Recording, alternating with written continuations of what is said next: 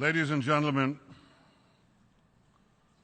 I bring you greetings from Jerusalem, the city in which the Jewish people's hopes and prayers for peace for all of humanity have echoed throughout the ages.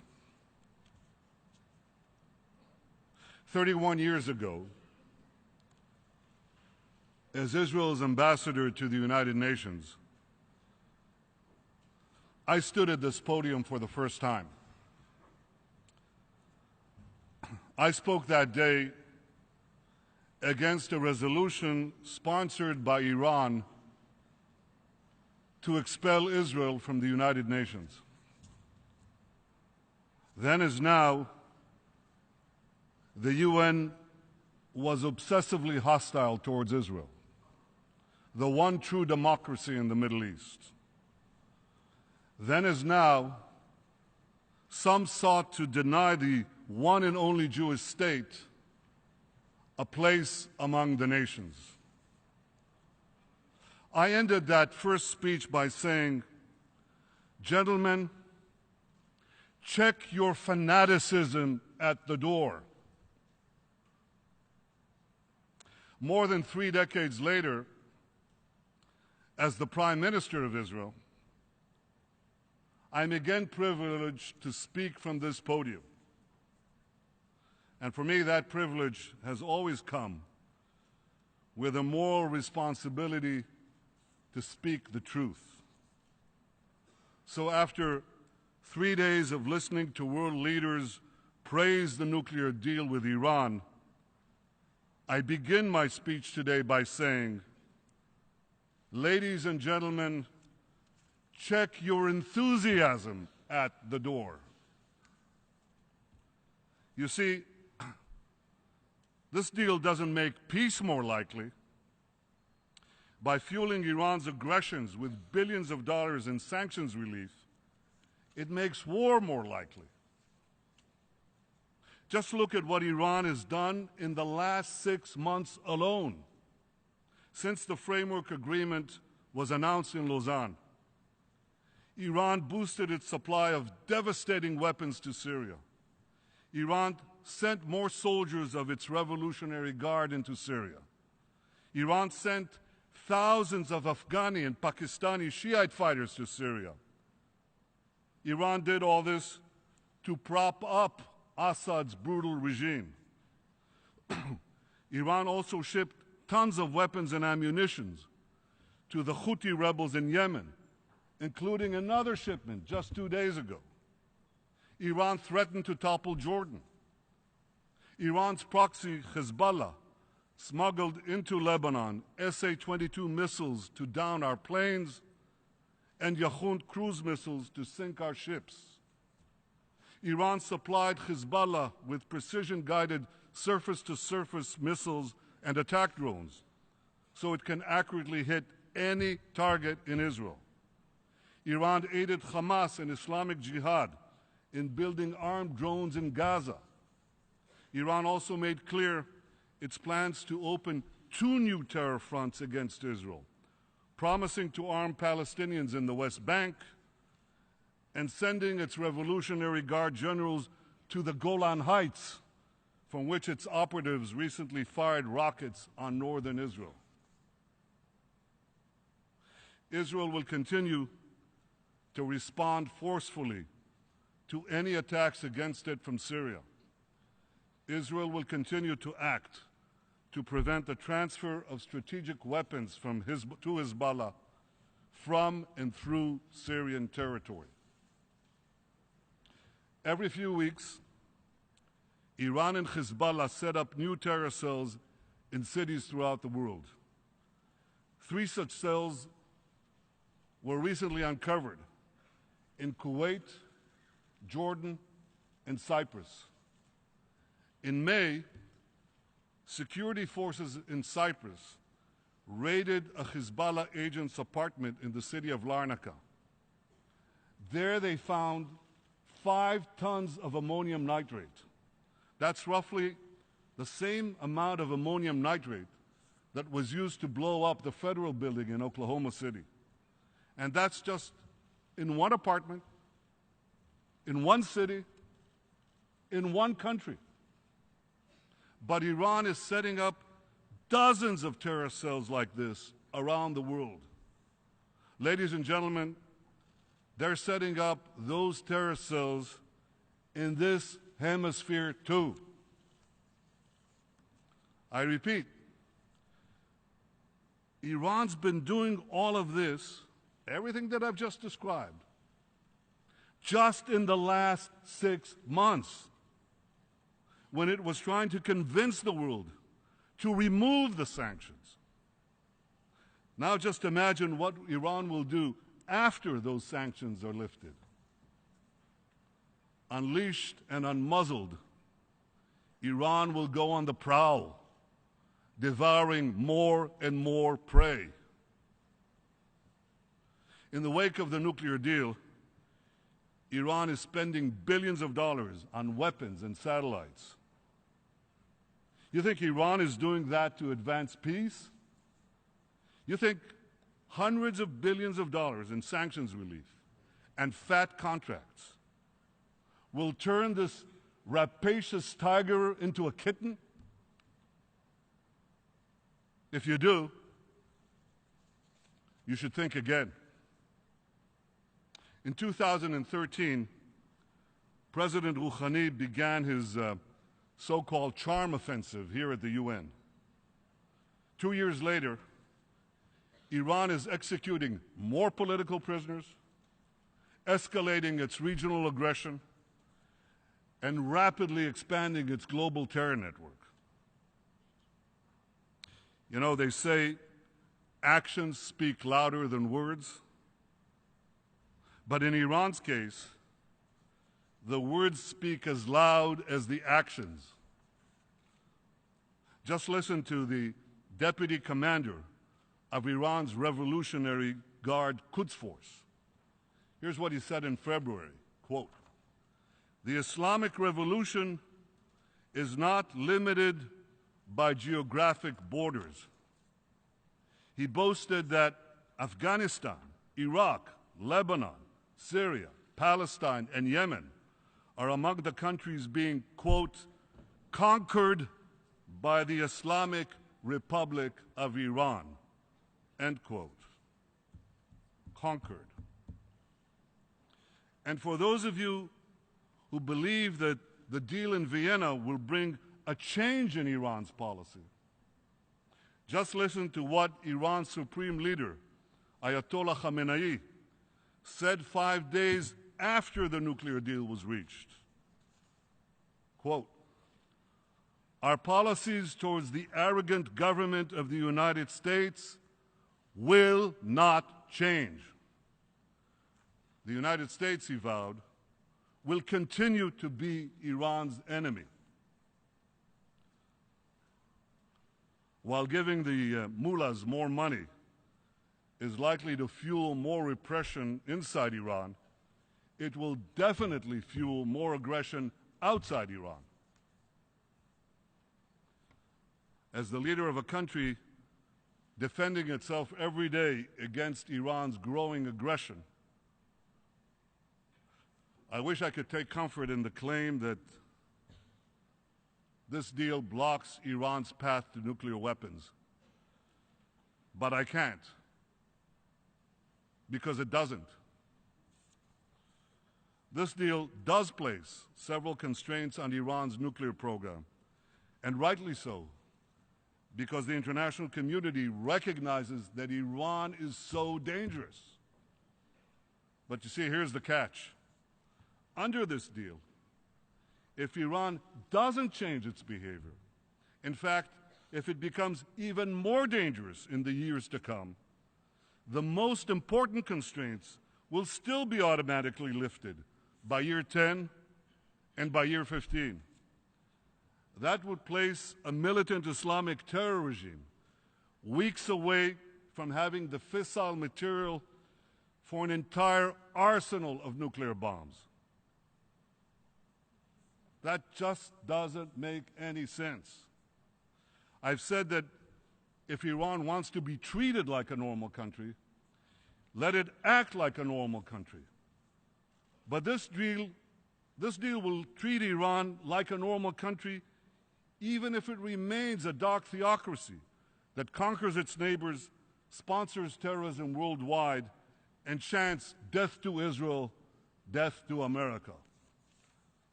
Does anyone seriously believe that flooding a radical theocracy with weapons and cash will curb its appetite for aggression? Do any of you really believe that a theocratic Iran with sharper claws and sharper fangs will be more likely to change its stripes? So here's a general rule that I've learned, and you must have learned in your lifetime. When bad behavior is rewarded, it only gets worse.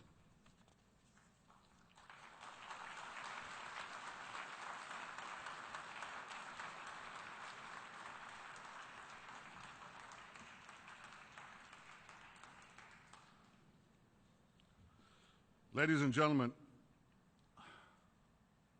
I've long said that the greatest danger facing our world is the coupling of militant Islam with nuclear weapons. And I'm gravely concerned that the nuclear deal with Iran will prove to be the marriage certificate of that unholy union. I know that some well-intentioned people sincerely believe that this deal is the best way to block Iran's path to the bomb. But one of history's most important, yet least learned lessons is this: the best intentions don't prevent the worst outcomes. The vast majority of Israelis believe that this nuclear deal with Iran is a very bad deal. And what makes matters even worse is that we see a world celebrating this bad deal, rushing to embrace and do business with a regime openly committed to our destruction. Last week, Major General Salehi, the commander of Iran's army, proclaimed this, quote, "We will annihilate Israel for sure.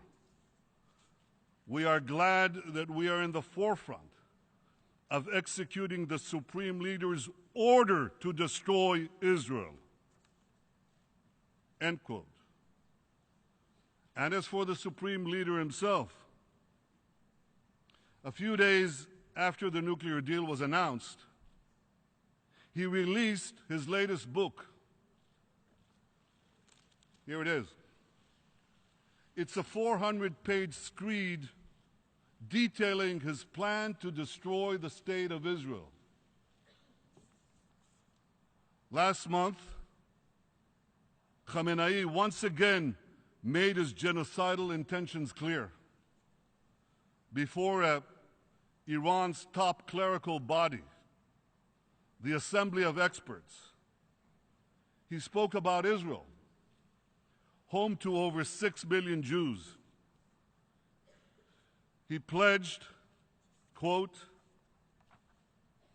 "There will be no Israel in 25 years." End quote.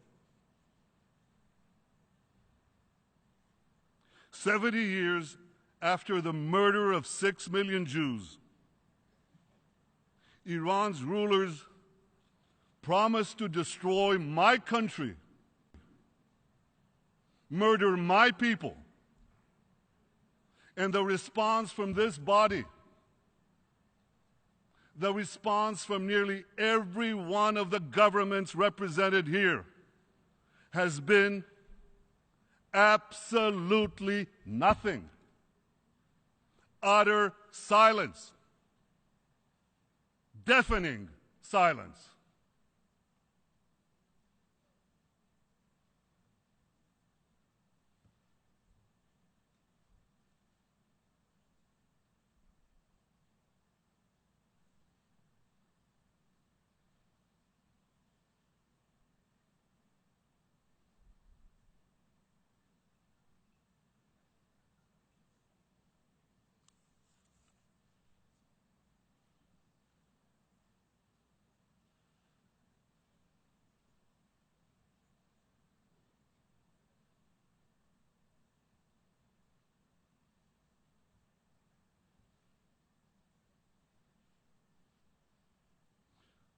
Perhaps you can now understand why Israel is not joining you in celebrating this deal.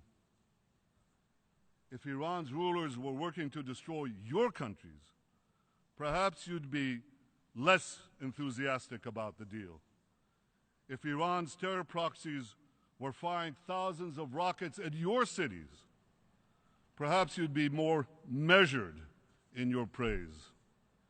And if this deal were unleashing a nuclear arms race in your neighborhood, perhaps you'd be more reluctant to celebrate. But don't think that Iran is only a danger to Israel. Besides Iran's aggression in the Middle East and its terror around the world, Iran is also building intercontinental ballistic missiles whose sole purpose is to carry nuclear warheads. Now remember this, Iran already has missiles that can reach Israel. So those intercontinental ballistic missiles that Iran is building, they're not meant for us.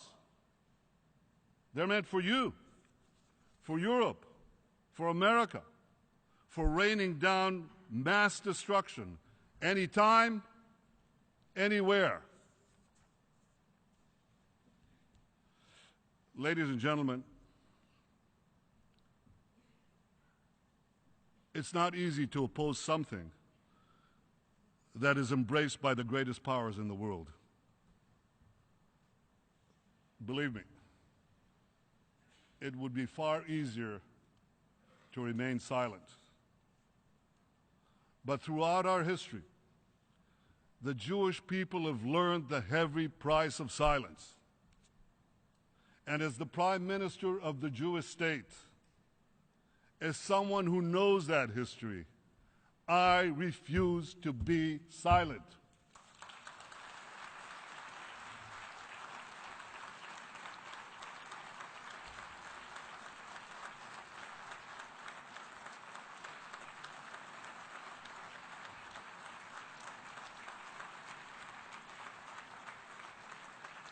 I'll say it again. The days when the Jewish people remained passive in the face of genocidal enemies, those days are over.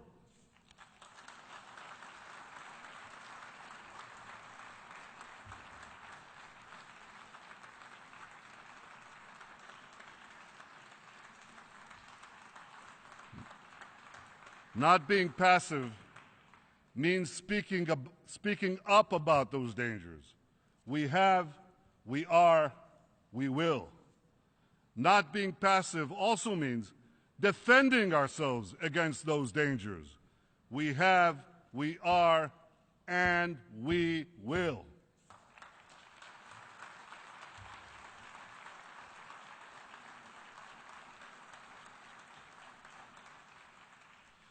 Israel will not allow Iran to break in, to sneak in, or to walk into the nuclear weapons club.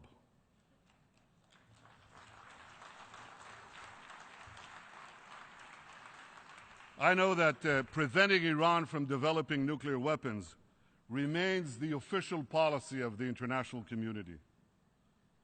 But no one should question Israel's determination to defend itself against those who seek our destruction. For in every generation, there were those who rose up to destroy our people. In antiquity, we faced destruction from the ancient empires of Babylon and Rome. In the Middle Ages, we faced inquisition and expulsion. And in modern times, we face pogroms and the Holocaust. Yet the Jewish people persevered. And now another regime has arisen, swearing to destroy Israel. That regime would be wise to consider this. I stand here today representing Israel, a country 67 years young, but the nation state of a people nearly 4,000 years old. Yet the empires of Babylon and Rome are not represented in this Hall of Nations. Neither is the thousand-year Reich. Those seemingly invincible empires are long gone. But Israel lives. The people of Israel live. Am Yisrael Chai.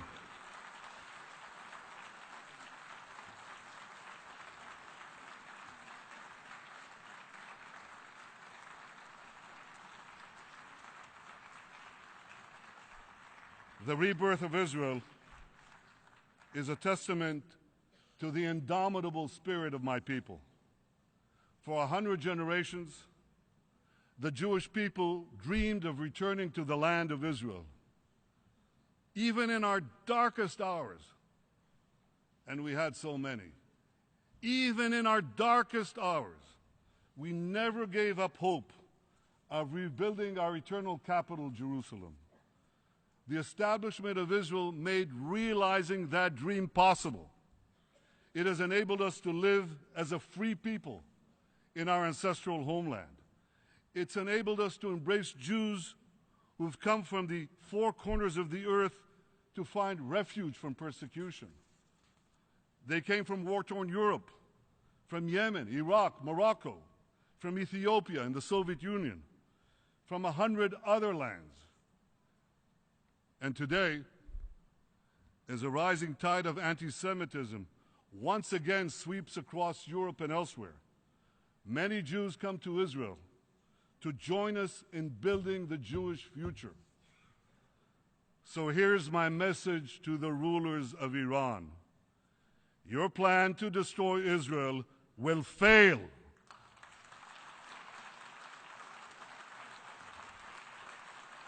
Israel will not permit any force on earth to threaten its future.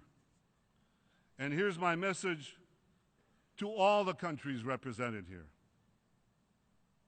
Whatever resolutions you may adopt in this building, whatever decisions you may take in your capitals, Israel will do whatever it must do to defend our state and to defend our people.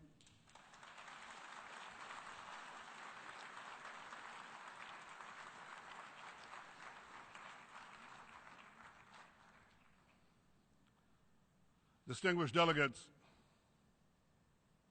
as this deal with Iran moves ahead, I hope you'll enforce it. How can I put this? With a little more rigor than you showed with the 6 Security Council resolutions that Iran has systematically violated and which now have been effectively discarded. Make sure that the inspectors actually inspect. Make sure that the snapback sanctions actually snap back. And make sure that Iran's violations aren't swept under the Persian rug.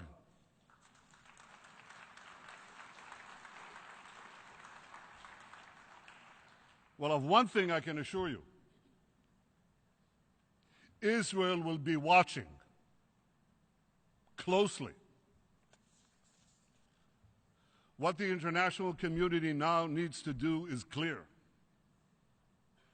First, make Iran comply with all its nuclear obligations. Keep Iran's feet to the fire.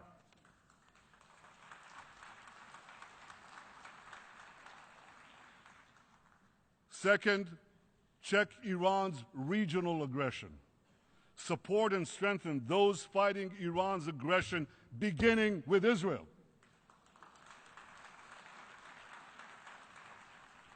Third, use sanctions and all the tools available to you to tear down Iran's global terror network.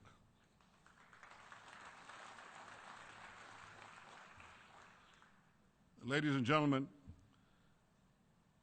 Israel is working closely with our Arab peace partners to address our common security challenges from Iran and also the security challenges from ISIS and from others. We're also working with other states in the Middle East. as well as countries in Africa, in Asia, and beyond. Many in our region know that both Iran and ISIS are our common enemies. And when your enemies fight each other, don't strengthen either one, weaken both.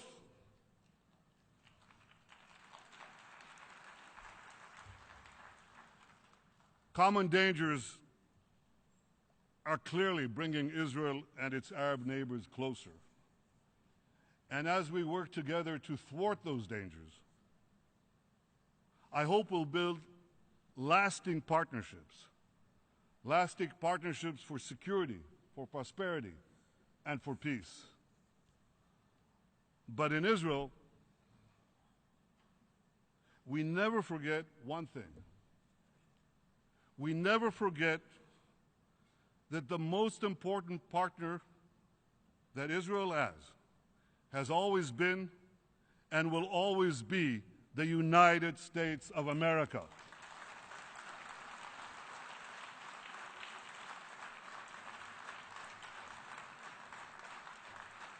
The alliance between Israel and the United States is unshakable.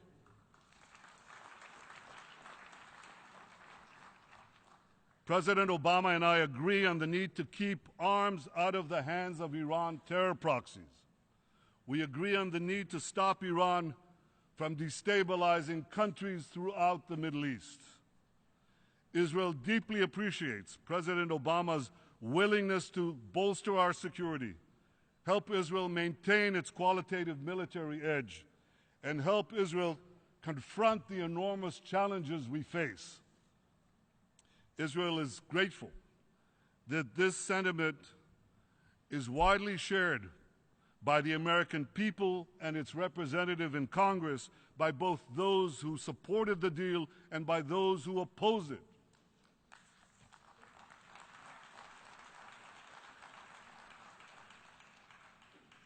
President Obama and I have both said that our differences over the nuclear deal are a disagreement within the family. But we have no disagreement about the need to work together to secure our common future. And what a great future it could be. Israel is uniquely poised to seize the promise of the 21st century. Israel is a world leader in science and technology, in cyber, software, water, agriculture, medicine, biotechnology, and so many other fields that are being revolutionized by Israeli ingenuity and Israeli innovation. Israel is the innovation nation.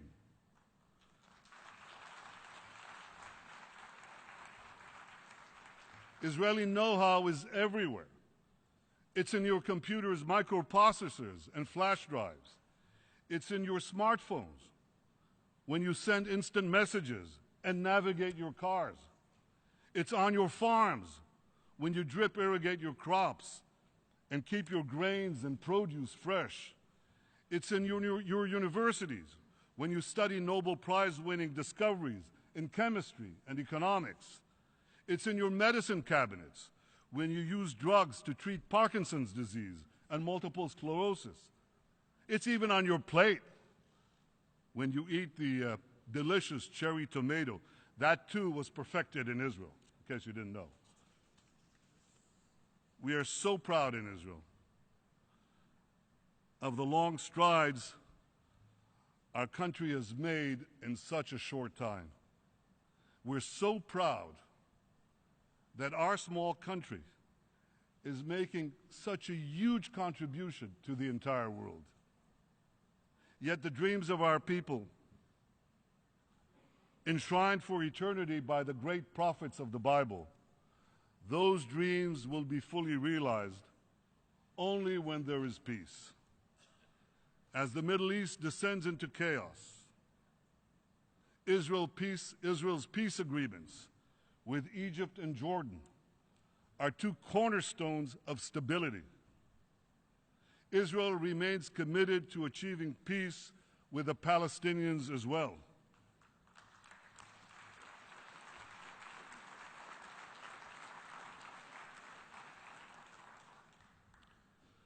Israelis know the price of war. I know the price of war. I was nearly killed in battle. I lost many friends. I lost my beloved brother Yoni. Those who know the price of war can best appreciate what the blessings of peace would mean for ourselves, our children, our grandchildren. I am prepared to immediately resume direct peace negotiations with the Palestinian Authority without any preconditions whatsoever.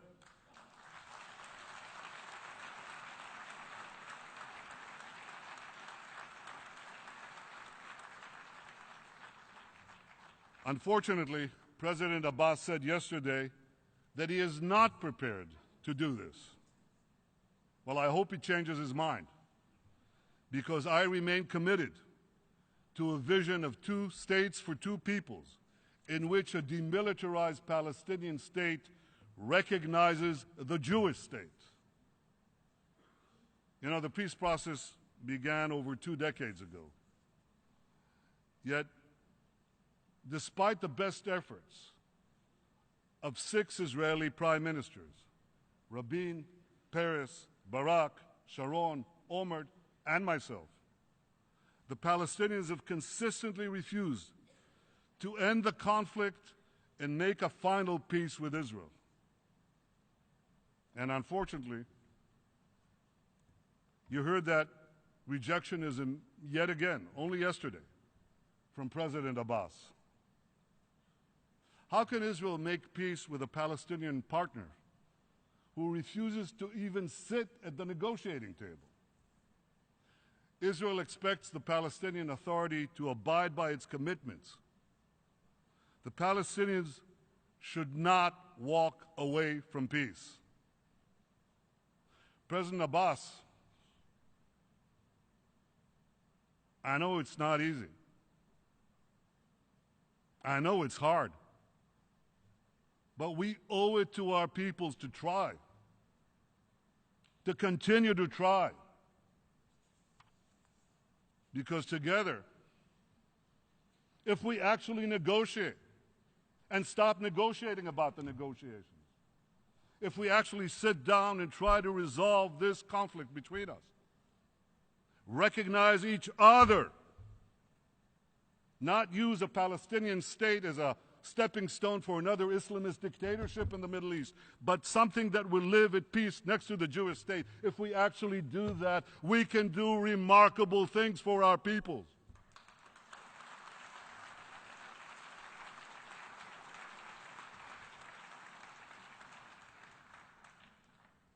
The UN can help advance peace by supporting direct, unconditional negotiations between the parties.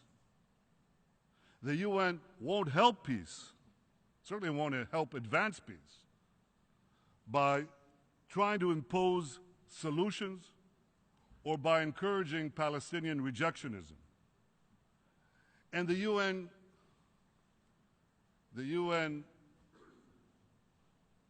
distinguished delegates should do one more thing.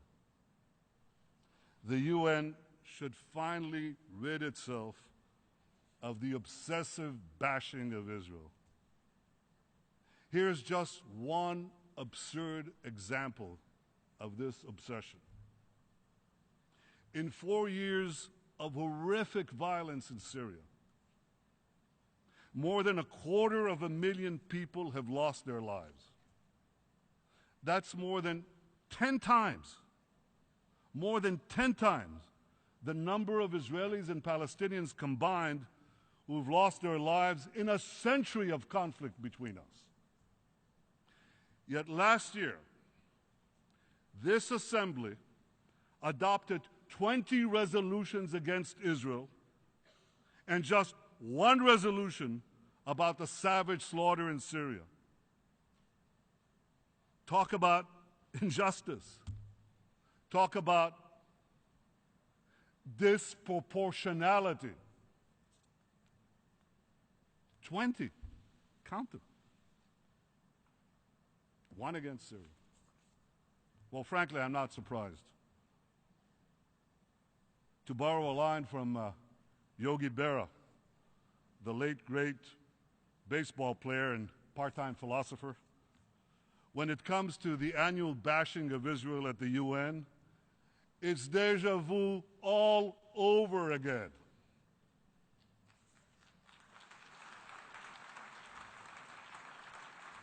Enough. 31 years after I stood here for the first time, I'm still asking, when will the UN finally check its anti-Israel fanaticism at the door? When will the UN finally stop slandering Israel as a threat to peace and actually start helping Israel advance peace? And the same question should be posed to Palestinian leaders. When will you start working with Israel to advance peace and reconciliation and stop libeling Israel, stop inciting hatred and violence? President Abbas, here's a good place to begin. Stop spreading lies about Israel's alleged intentions on the Temple Mounts. Israel is fully committed to maintaining the status quo there. What President Abbas should be speaking out against are the actions of militant Islamists who are smuggling explosives into the Al-Aqsa Mosque and who are trying to prevent Jews and Christians from visiting the holy sites. That's the real threat to these sacred sites.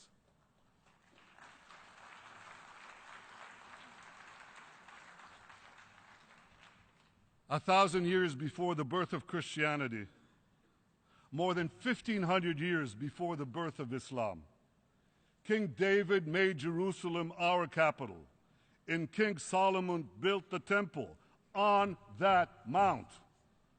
Yet Israel will always respect the sacred shrines of all in a region plagued by violence and by unimaginable intolerance, in which Islamic fanatics are destroying the ancient treasures of civilization. Israel stands out as a towering beacon of enlightenment and tolerance. Far from endangering the holy sites, it is Israel that ensures their safety.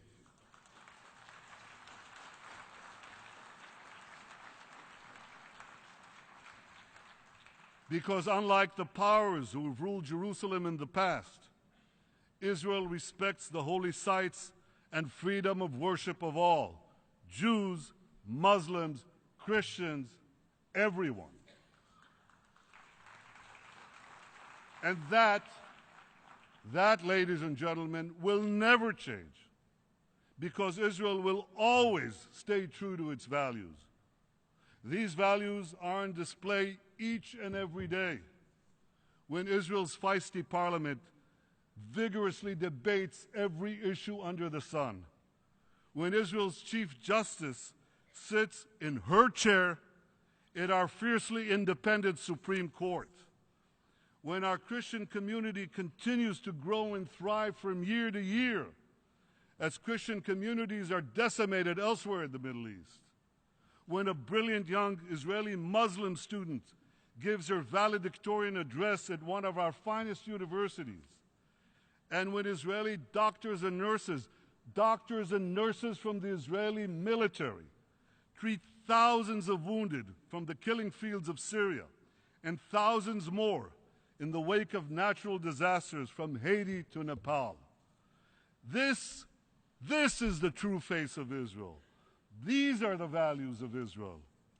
And in the Middle East, these values are under savage assault by militant Islamists who are forcing millions of terrified people to flee to distant shores. 10 miles from ISIS, a few hundred yards from Iran's murderous proxies, Israel stands in the breach, proudly and courageously, defending freedom and progress. Israel is civilization's front line in the battle against barbarism. So here's a novel idea for the United Nations. Instead of continuing the shameful routine of bashing Israel, stand with Israel. Stand with Israel as we check the fanaticism at our door. Stand with Israel as we prevent that fanaticism from reaching your door. Ladies and gentlemen, stand with Israel, because Israel is not just defending itself. More than ever, Israel is defending you.